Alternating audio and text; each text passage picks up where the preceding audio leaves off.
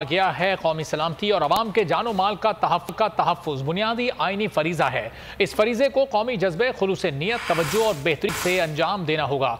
दहशत गर्दी का खात्मा, मुआशी बहाली और सियासी इस्तेहकाम आपस में बाहम जुड़े हुए हैं। पाकिस्तान दाखिली अदम इस्तेहकाम का मुतहामिल नहीं हो सकता।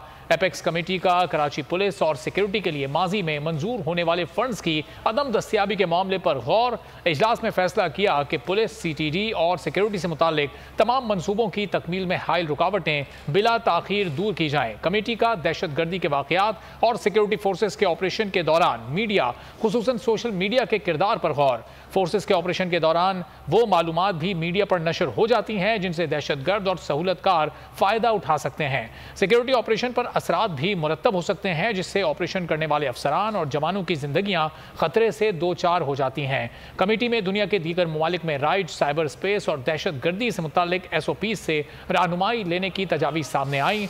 मीडिया हाउसेज और मुतल्लिका स्टेक होल्डर्स की मशावरत से मुनासिब तरीक़ाकार वज़ा किया जाए ताकि हंगामी सूरत हाल में अफवाहों, गुमराह कुन इत्तलात और अवाम में पैदा होने वाले खौफ का तदारुक किया जा सके। खबरों की नशर व अशात का तरीक़ाकार वज़ा करने का मकसद है कि सिक्योरिटी ऑपरेशन के लिए दुश्वारियां पैदा ना हो।